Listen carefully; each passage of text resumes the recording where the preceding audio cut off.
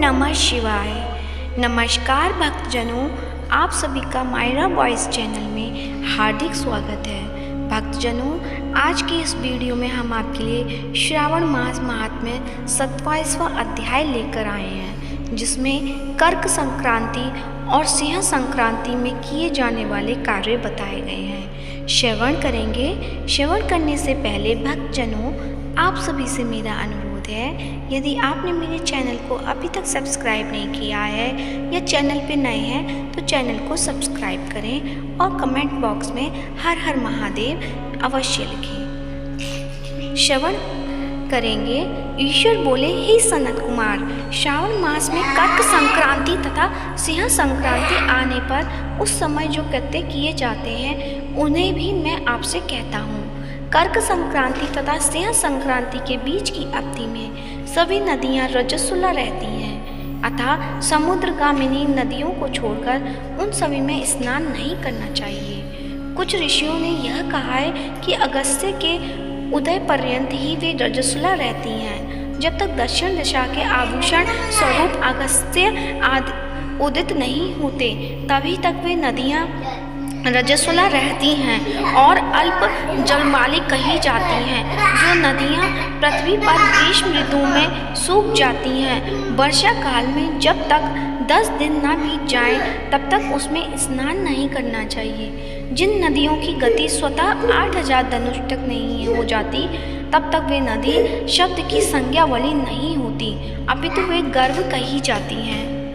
कर्क संक्रांति के प्रारंभ में 3 दिन तक महानदियाँ रजस्वला रहती हैं। वे स्त्रियों की भांति चौथे दिन शुद्ध हो जाती हैं। हे मुने, अब मैं महानदियों को बताऊंगा, आप सावधान होकर सुनिए। गोदावरी, भीमरथी, तुंगभद्रा, बैनिका, तापी, पयोष्णी, ये 6 नदियाँ विंध्य के दक्षिण में कही गई हैं। भागीरथी, नर्मदा, यमुना, सरस्वती, विशोका, वितस्ता, ये 6 नदियाँ विंध्य के उत्तर में कही गई हैं। ये 12 महानदियाँ देवर्षि क्षेत्र से उत्पन्न हुई हैं। हे मुने, देविका, कावेरी, बंजरा, कृष्णा, ये महानदियाँ कर्क संक्रमण के प्रारंभ में 1 दिन तक रजस्वला रहती हैं। गौतमी नामक नदी कर्क संक्रमण होने पर 3 दिनों तक रजस्वला रहती है।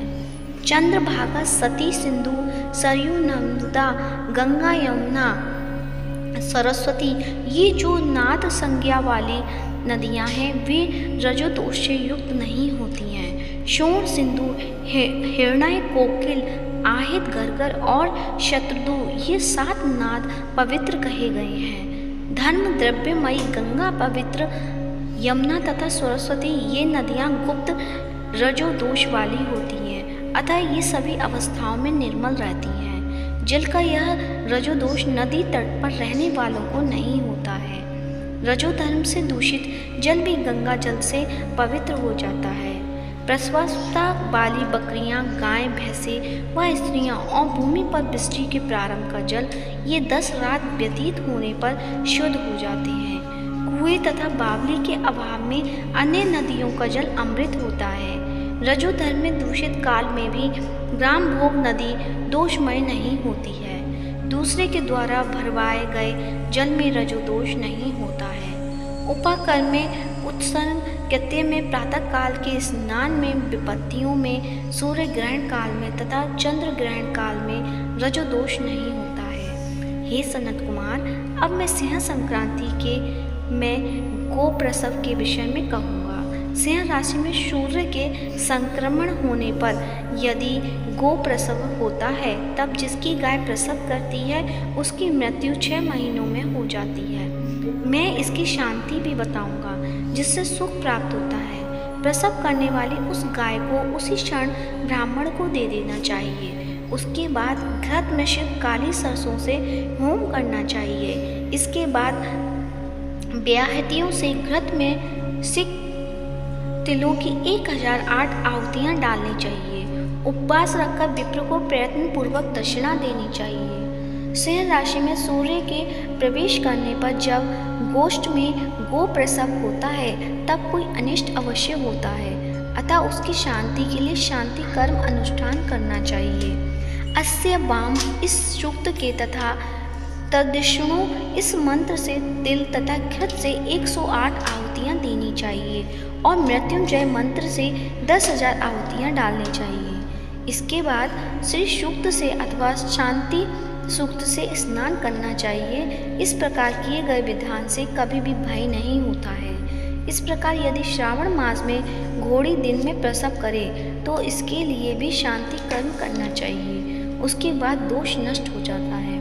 हे सनत कुमार, अब मैं कर्क संक्रांति में, सिंह संक्रांति में तथा श्रावण मास में किए जाने वाले शुभप्रद दान का वर्णन करूँगा। सूर्य के कर्क राशि में स्थित होने पर घृत धेनु दान तथा सिंह राशि में स्थित होने पर सुवर्ण सहित छत्र का दान श्रेष्ठ कहा गया है तथा श्रावण मास में दान अति श्रेष्ठ फल देने वाला कहा गया है। भगवान श्रीधर की प्रसन्नता के लिए श्रावण मास में घृत कुंभ, घृत धेनु तथा फल विद्वान ब्राह्मण को प्रदान करने चाहिए। मेरी प्रसन्नता के लिए श्रावण मास में किए गए दान अन्य मासों के दानों की अपेक्षा अधिक अच्छे फल देने वाले होते हैं। 12 महीनों में इसके समान अन्य मास मुझको प्रिय नहीं है। जब श्रावण मास आने को होता है तब मैं उसकी प्रतीक्षा करता हूँ। जो मनुष्य इस मास में व्रत करता है वह मुझे अत्यंत प्रिय होता है, क्योंकि चंद्रमा ब्राह्मणों के राजा हैं, सूर्य सभी के प्रत्यक्ष देवता है। ये दोनों मेरे नेत्र हैं। कर्क तथा सिंह की दोनों संक्रांतियाँ जिस मास में पड़े उससे बढ़कर किसी का महात्म्य होगा।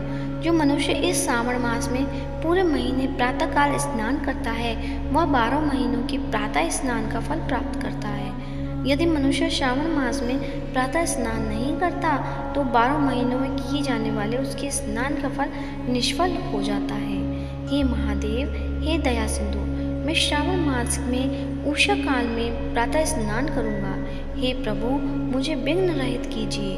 प्रातः स्नान करके शिव जी की पूजा करके श्रावण मास की सतकथा का प्रतिदिन भक्तिपूर्वक श्रवण करना चाहिए। बुद्धिमान व्यक्ति इस प्रकार से ही मास व्यतीत करते हैं। अन्य मासों की प्रवृत्ति पूर्णमासी प्रतिपदा से होती है, किंतु इस मास की प्रवृत्ति अमावस्या की प्रतिपदा से होती है। श्रावण मास की कथा के महात्म्य का वर्णन भला कौन कर सकता है। इस मास में व्रत, स्नान, कथा, श्रवण आदि से जो 7 प्रकार की विद्या स्त्री होती हैं वह भी सुंदर पुत्र प्राप्त करती हैं। विद्या चाहने वाला विद्या प्राप्त करता है, बल की कामना करने वाला बल मिल जाता है।